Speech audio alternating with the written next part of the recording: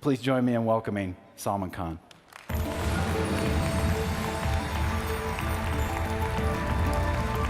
Welcome, Salman. Yeah, good. Thank you so much. Great to be here. Thanks a bunch. Very exciting to be here. So before I start, I like to get a sense of where the audience is and how much they might know about Khan Academy. How many of y'all have either used it or are somewhat familiar with the site to a certain degree? Oh, very good. Very good. How many of you have used it with your kids? Your kids actively use the site and some, oh, this is very exciting. All right, very good. So just to start off, there were some of y'all that didn't raise your hands. To get everyone on the same page, Khan Academy is most known for this collection of videos, and I'll talk a little bit about how all of this got started, but I literally started making for my cousins. And so I'll show a montage of those videos, and you'll see what they feel like. And then you'll also see some of the other video directions we're going in. Not all of them are made by me anymore, and we're starting to experiment with some other styles. So let me just show you what that looks like.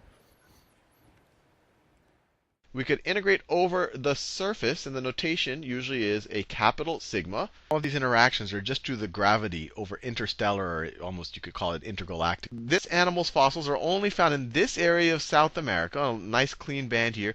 Notice this is an aldehyde, and it's an alcohol. Is there 30 million plus the $20 million from the American manufacturer. They create the Committee of Public Safety, which sounds like a very nice committee. This is not Eve. No, Botticelli's portrayed the ancient goddess of love. This is 6 times 6 times 6, or 216. I'm told the humidity makes it feel hotter. Why is this? Excellent question, LeBron. Let's just like make it 11. Play with the pendulum and get a feel for how it moves. Function as a bridge rectifier.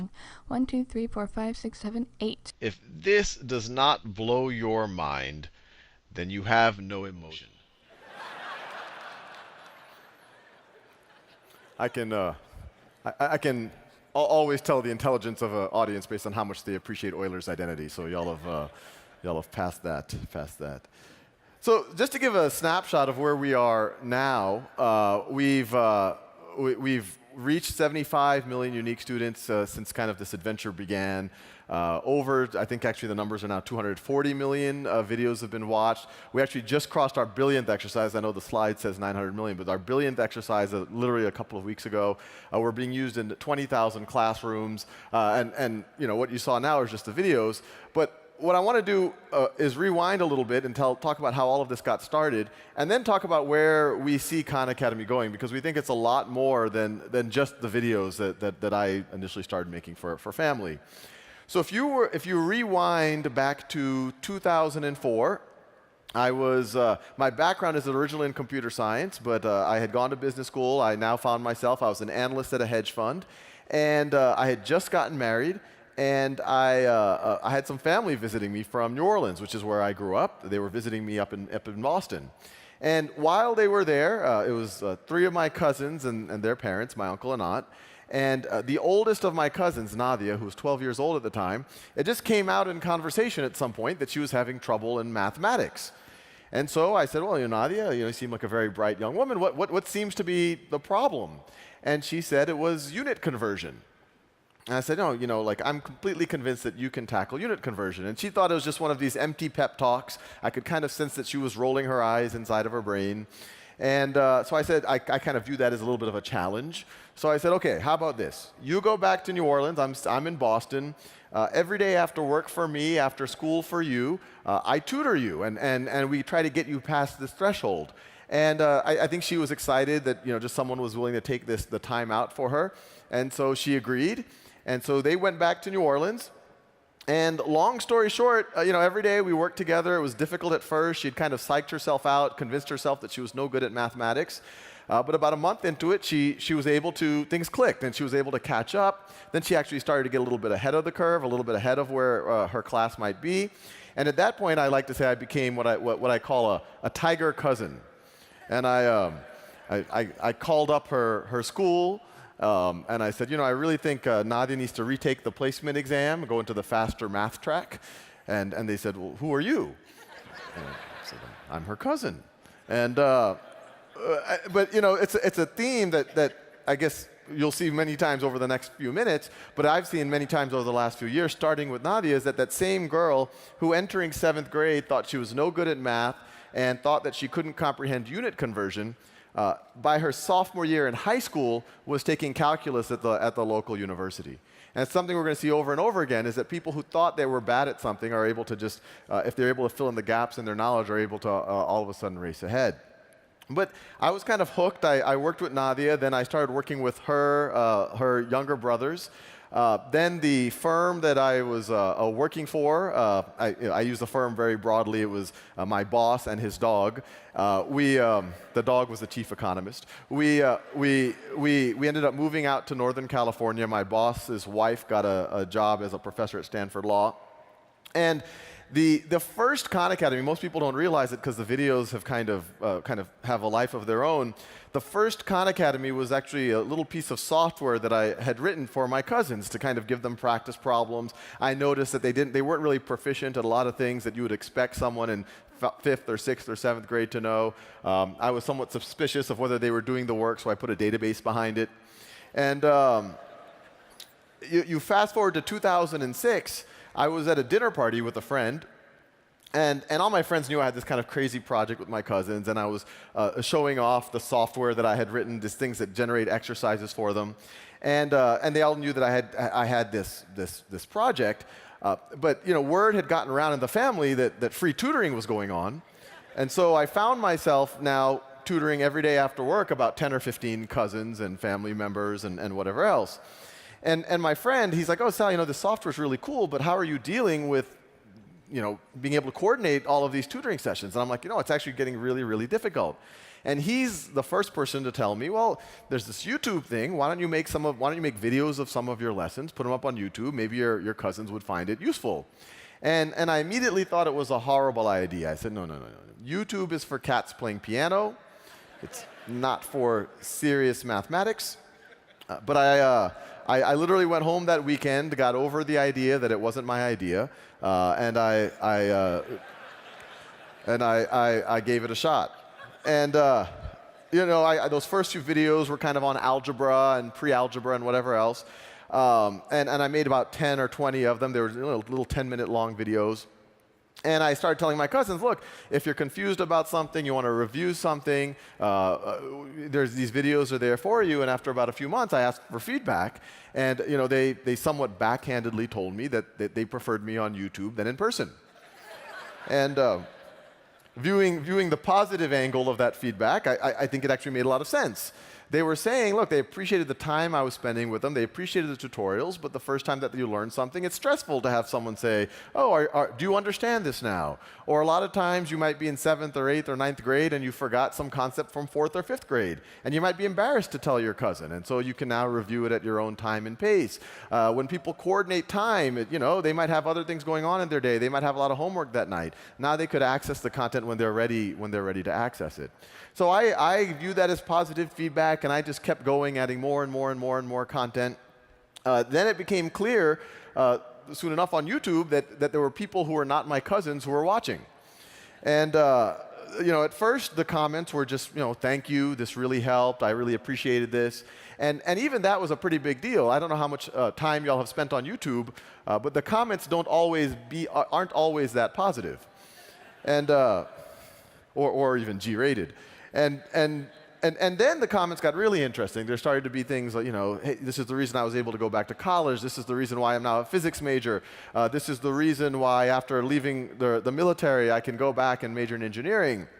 And I got crazy emails.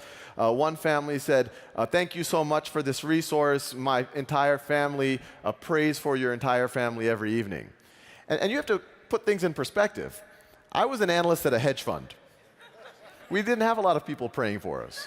I was maybe our investors every now and then.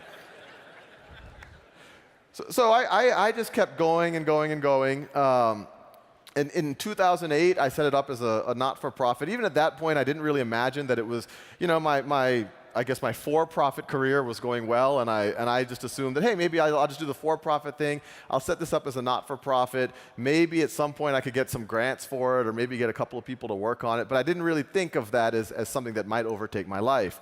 But then as little as a year after that, 2009, it had overtaken my life. At this point, there was several 100,000 people who were using the site every month. I was getting hundreds of emails every week. I was sneaking away and making videos in every kind of free time that I had. And so I sat down with my wife. We had a little bit of savings. Sometimes I'm introduced as a hedge fund manager, and I make it very clear now I was the analyst. There's a different pay grade. Otherwise, it would have been a much easier decision, and I would be dressed a little bit better. But I was an analyst, and so we had some savings, about a year's worth of savings, but we didn't own a house. Our son had just been born. But my wife understood that this kind of had overtaken my life, and I said, look, someone's got to appreciate in the next year. We'll give ourselves a year. Someone should appreciate that there's almost an infinite social return on investment here. That I could keep on making videos. We could do the interactive software, et cetera, et cetera. It could reach millions and millions and millions, maybe one day billions of students. And so I kind of took that leap of faith, and I think like a lot of entrepreneurial stories, you start off very naively optimistic. You're already starting to talk to some foundations. You just assume, yeah, this is a no-brainer for them. They're definitely going to fund this. And they don't. And a few months go by, and in all honesty, about 9 months went by, and I started getting pretty insecure. And there was even a night where I started literally updating my resume and thinking that I would go back into the world that I had come from. And right around that same time, I had a place where people could send in donations. There was a little PayPal link, and I was getting $50 donations, $5 donations. Every now and then, a $100 donation would come in, and that did help pay the bills. But we were digging into our savings to the tune of about $5,000 or $6,000 a month. And right when that was happening, all of a sudden, a $10,000 donation came in, and so I immediately see who this is from. Her name was Ann Doerr. She was based in Palo Alto. So I immediately sent her an email. I said, thank you so much for this very generous donation. This is the largest donation that the Khan Academy has ever received. If we were a physical school, you would now have a building named after you, which I've now discovered is quite inexpensive for me. It gets you a bench at most universities. And she immediately emailed me back and said, well, I'm fascinated by what you're doing. Let's have lunch. And so we literally, I think it was like a week later, we had lunch in downtown Palo Alto at a little Indian buffet restaurant. And Ann said, well, what are you trying to do? What's your goal? And I said, look, when I filled out the paperwork with the IRS, they have a little line that says mission statement. And I said, well, I don't know, a free world-class education for anyone, anywhere? And Ann said, well, that's optimistic. That's ambitious. How do you plan on doing that? And I said, well, I want to keep making videos, but I could imagine building the interactive software even more, the stuff that I started making with my cousins, feedback, dashboards, tools for teachers, ways for kids to communicate online. We could internationalize it so anyone on the planet can possibly access it. And she said, well, this is, strangely enough, it seems like you're on track to do this. How are you supporting yourself? And in as proud of a way as possible, I said, I'm not. And so Ann kind of nodded, and we parted ways. She got on her bicycle. I got into my car. And I drove home. 10 minutes later, I'm driving into the driveway, and I got a text message from Ann.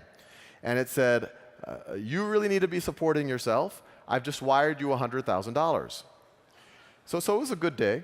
It was on balance. And, frankly, that was the beginning of a whole cascade of stranger and stranger events. You fast forward 2 months, I was running, I was like this virtual teaching guy, and I was curious, what could you do with a physical environment if it's not based on lecture anymore? And so I had this little summer camp where I had about 25 middle school students, and I had 6 of them play a game of Risk, and then I had the remainder of the students trade securities based on the outcome of the game of Risk. And one 12-year-old actually invented naked shorting, and so I told him I could introduce him to some people. He could do quite well. But while that was happening, I got another actually series of text messages from Ann. And at this point, I take her text messages very seriously. And it was actually hard to read, but it read along the lines of, I'm at the Aspen Ideas Festival right now in the main pavilion, Bill Gates on stage, talking about Khan Academy last 5 minutes. And so I immediately boot the nearest 7th grader off of a computer, And I start looking for evidence that this, what is Ann talking about? And I soon found people tweeting about it. I would find that even blog posts were starting to come out. In a few hours, I was able to find actual footage of the event. And Bill Gates on stage with Walter Isaacson talking about how he uses this thing called the Khan Academy with his kids. He uses it himself, which actually was a little bit scary for me. Those videos were for Nadia, not for Bill Gates. And then I went home that evening kind of just confused and not sure what to do next. I mean, do I call him? What's the protocol here? And they left me in that somewhat bizarre state for the next 2 weeks. And so 2 weeks later, I'm literally in the world headquarters of the Khan Academy, which was our walk-in closet. And I was making a video, and then all of a sudden I get a call from Seattle. So this is intriguing. I answer the phone. Hello? And on the other side, this is Larry Cohen. I'm Bill Gates' chief of staff. You might have heard that Bill's a fan. Yeah, I heard that. If you have some time in the near future, we would love to fly you up to Seattle and figure out how we can support you. And at that moment, I was looking at my calendar for the month, completely blank. So I said, yeah, I got to cut my nails on Wednesday, but other than that, I think I could fly up and meet Bill Gates. So all of that worked out, met with Bill Gates. They decided to support us, be able to hire up a team. Right around that same time, we were also meeting with the folks at Google. I mean, all of these things are just these independent events that just came together all at once. They also decided to support us in a significant way. And this is about 2.5 years ago, not that long ago, we were up and running, and we were kind of ready to build what I had first described to Ann. And what you see here, this is kind of I like to show this because it kind of gives a framework for how we think about how kids can interact and learn with the system. This is what we call our knowledge map. Each of those nodes are concepts in mathematics. So you saw the videos, they go much broader than mathematics. Right now, our interactive portion is mainly math. Over time, we hope that the interactive will also be in quite possibly every subject. But what you see here is the higher you go, there are more basic concepts. And as students show proficiency or mastery in the more basic concepts, it then moves them down to more advanced concepts. And it's kind of an obvious idea. It's how you would play a video game. You master level 1, then you go to level 2. It's how you would learn a martial art. It's how you would learn a musical instrument. But the thing that I always point out is this is not the way that you are taught in a traditional classroom. In a traditional classroom, you group kids by age. You push them through in kind of an assembly line factory model, and it's actually no coincidence. This model was developed really during the Industrial Revolution. At different points in time, usually state mandated, you kind of try to apply information to them. Some kids get the information, some kids don't. Even if a kid gets a C on, say, basic exponents, and you identify those weaknesses, you move on to negative exponents or fractions or something more advanced, even though you know that they had weaknesses in something more basic. And the analogy I draw there is imagine if you were building a house. And you get the contractors, and you tell the contractors, look, the state tells me we have exactly 3 weeks to build this foundation. Do what you can. So the contractor does what they can. You get the inspector to show up after 2-3 weeks, and the inspector says, well, yeah, I don't know, the concrete's still a little bit wet right over there. This part right over here isn't quite up to code. I would give it an 85%. You say, great, that's a C. Let's build the first floor. And you build the first floor, 2 weeks of, you tell the contractor, look, you just have to spend 2 weeks. I don't care if the supplies don't show up. I don't care if it rains. Do what you can. Inspector shows up, 75%. Great, let's build the second floor. And you do that floor after floor after floor, and then all of a sudden while you're building the fourth floor and the whole thing collapses, you blame the contractor. You say, oh my God, I had a horrible contractor. Or maybe you say, oh, we didn't inspect good enough. But the reality is maybe those things were fine, but the process was broken. The inspector was identifying weaknesses, but you completely ignored them, and you moved on to the next concept. And this is essentially what's happening in our schools every day. And so what we're saying is, look, instead of holding fixed when and how long you have to learn something, and the variable is how well you learn it, pretty much ensuring that you end up with all of these gaps that are going to make you hit a wall later on in your career, let's make the variable how long you have to learn it and when you learn it, essentially personalize the instruction for your needs. But the fixed thing is that you have a high level of mastery. Now, this is just an example of what some of these exercises look like. I showed, we mentioned that 1 billion of these have been done. And I like to show this one. This is kind of like Montessori for calculus. It kind of shows you that you can change the slope of the tangent line at any point. And by doing that, you're essentially plotting the derivative. You know, we started this whole thing, I assumed Khan Academy was just going to be this thing outside of classrooms, that, you know, the school system was this bureaucratic thing with a lot of inertia. But right when we got some of that first funding, a local school district reached out to us, Los Altos, and said, look, what would you do with a 5th grade classroom now with your tools? And we said, look, we don't think there's a reason to use class time for this passive one-size-fits-all lecture. The students can get it on demand. I told them how my cousins like that even more. And we could use class time for more valuable things, for interacting with the teacher, for peer-to-peer instruction. The irony here is if the kids could learn at their own time and pace, when they're not in the classroom could become a more human experience because they had this technology. And somewhat surprising to us, they said, yeah, this is exactly consistent with differentiated instruction, mastery-based learning, these concepts that have been in education circles forever, and we want to do it. So we started a pilot, and what you see here is some of the dashboards from that initial pilot, and it gives you an idea of how these classrooms could work. So each row is there. It's kind of like a spreadsheet. Each row there is a student in the class. Each of those columns is one of those concepts that you saw on that knowledge map. Green means that a student's proficient. Blue means that they're working on it. And red means that a student is stuck on it. And the model is a teacher can walk around, literally updates in real time. It shows up on their tablet. And they could say, OK, that student's having trouble with exponents 3. There's a couple of students who've already mastered that. Maybe I can set up a little peer tutoring between them. Or if they're still having trouble, maybe I can sit down and do a very focused intervention. Or maybe if a bunch of students have already mastered a certain concept, I can now do more interactive, maybe a project based on that type of a concept. This next chart or graph, I mean, we have a ton of dashboards for teachers so that we can really give them the type of analytics, frankly, the type of analytics that we were seeing before in the marketing analytics, or the type of analytics that I had when I was an analyst at a hedge fund. We can finally give that to a teacher so they can, in real time, slice and dice what all of their students are up to. But I like to show this one because above it, you know, above and beyond just showing a report, it talks about a very powerful narrative, essentially the same narrative that I had first seen with Nadia. The horizontal axis there is just time. It's just days on the site. The vertical axis is just a count of how many of those modules a student has shown proficiency in. And each of those lines is a student in a classroom. And what you see is, just like any math classroom, right when you start, there's a group of kids, very steep slope. They start advancing really fast. There's a group of kids in the middle, and then there's a group of kids who are really slow to start. Those are the flatter lines. And in a traditional model, you say, oh, those kids who are racing ahead, those are the honors students. Those are the kids who are, you know, going to go to college, become engineers and doctors and all the rest. We have our kids in the middle, and our kids in the slow kids. Yeah, maybe those kids are the remedial students. But what we're seeing is if you let every student learn at their own pace, if you let them fill in the gaps that you thought that they weren't able to fill in before, the same students that we thought were remedial 10 days into the process, or mediocre 10 days into the process, and this blue student is one of them, and actually it clips off a little bit on the right, but on the right, even at day 70-something, you see that they're the third best student, but this student actually ends up becoming the second best student in the class.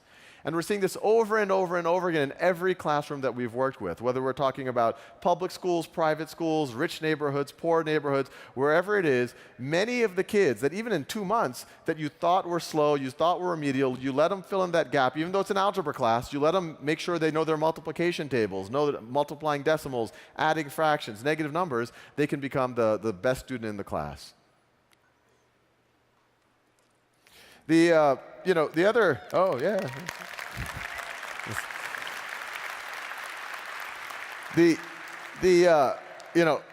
Right now, 20,000 classrooms are using us in some way, shape, or form. I want to make it clear, all of this, we're completely free. It's all not for profit. All of these dashboards that I'm showing you, you could start using it with your cousins. You can volunteer at your local Boys and Girls Club or your local school, and you can be the coach, and you would have the same tools that the teachers in Los Altos have.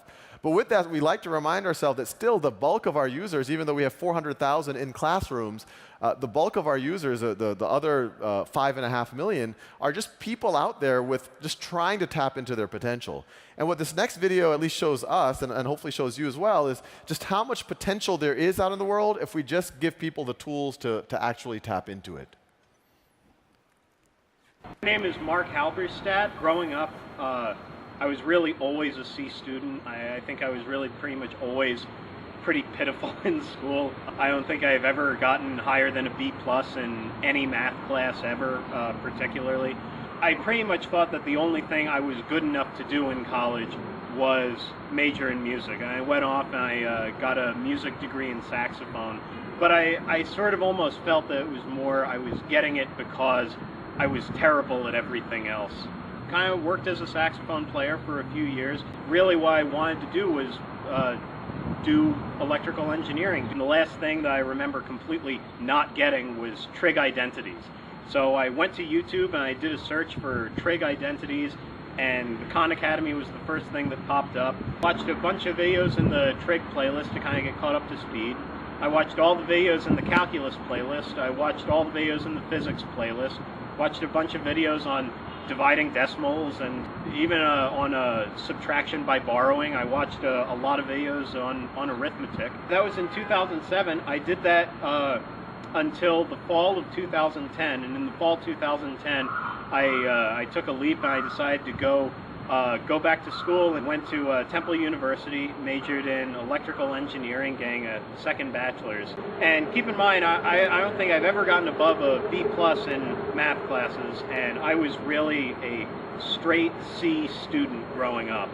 And I just finished this year, first year back in college, I got a 4.0 GPA for the entire year. I got perfect scores on both of my calc final exams and also on my chemistry final exam. I ended calculus, chemistry, both calculus classes, Calc 1 and 2, and chemistry with an average higher than 100%. There are some Khan Academy videos that I probably listened to the same concept over 20 or 30 times. And there is no tutor in the world I could have paid to have sat next to me and repeated the same thing over 20 or 30 times without at least them getting a little bit judgmental, or at least them thinking like, oh, well, this guy really is never going to get this concept and he should just give up. Where the understanding really happened was watching those videos and also working through the Khan Academy software and everything. The impact for me in my life, I really see it growing exponentially over the next 20 or 30 years. So from the bottom of my heart, thank you. And Mark is now a junior and still has a 4.0 GPA, so he's doing quite well. Maybe he'll apply for an internship with some of you guys, so keep a lookout. So the one thing that some of y'all might have been thinking about, and I even saw that map where some of y'all are from, is everything I've been focused on so far has been the English-speaking world, the developed world, but the implications on the developing world could be even larger, where you have lack of resources, where even if you have the resources, you might not be able to find teachers, where the kids have all sorts of, they're at all different types of skill levels. And so we've started to have other groups take what we're doing, other not-for-profits for the most part, but even some governments, take our stuff and start to deploy it all over the world. And these are pictures of Khan Academy being used in various parts of the world. And each of these are exciting stories. But the one for us that's kind of been the most mind-blowing is the one up there in the top right. I used to give talks like this about a year ago and say, one day this might be used in Mongolia. And about a little after that, I got an email from Mongolia. It was actually from Zaya, the girl in the top right. And she actually sent a YouTube thank you, not too different than what you just saw from Mark Halberstadt. And I assume she must be a middle-class girl. She has access to YouTube and whatever else. But then I read the email in more depth, and it turned out that there was a group from Silicon Valley who, in their vacation time, a group of engineers was going to Mongolia and setting up kind of computer labs in orphanages. And what you see there, that top right, those are girls in a Mongolian orphanage using Khan Academy. And Zaya was one of the orphans.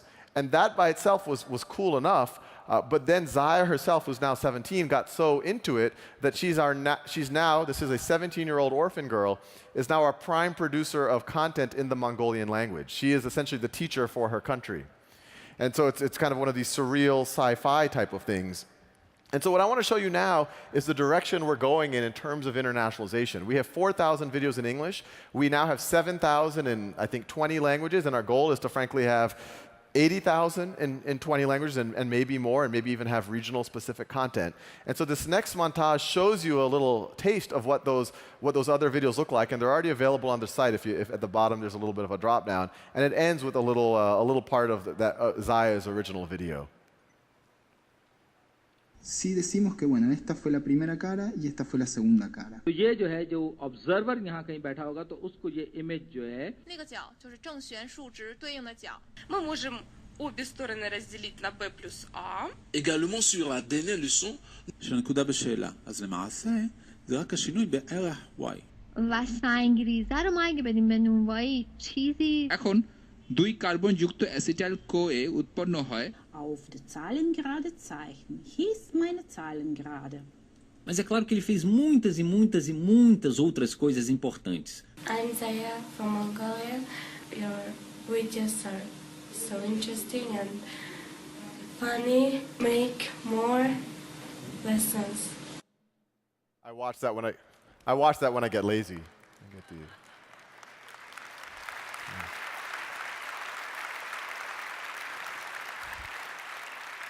So I like to point out, I mean, it started with me and my cousins, but I like to emphasize it's not just me anymore. It's a team of folks. We're approaching 40 people. And I like to emphasize, I think we're at a special time in history, literally a Gutenberg moment, not even a once-in-a-lifetime opportunity. I literally think it's a once-in-a-millennia opportunity where you can have real reach and real scale. And what I point out is, our team over the last year averaged 24 employees. We've been growing quite fast, but we've been able to reach 43 million unique students over the past year. And I point out if it was actually drawn to scale, that second bar should be 20 kilometers high.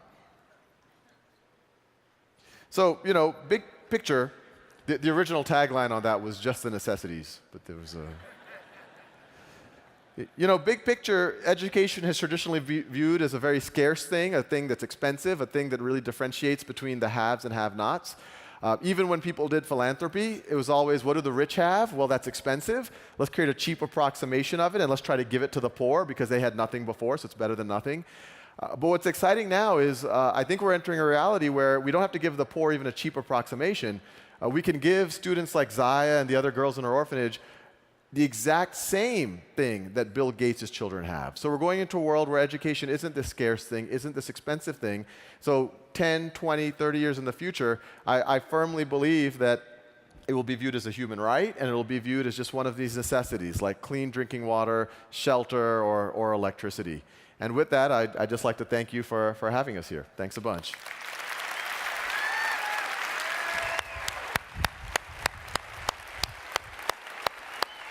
Wow.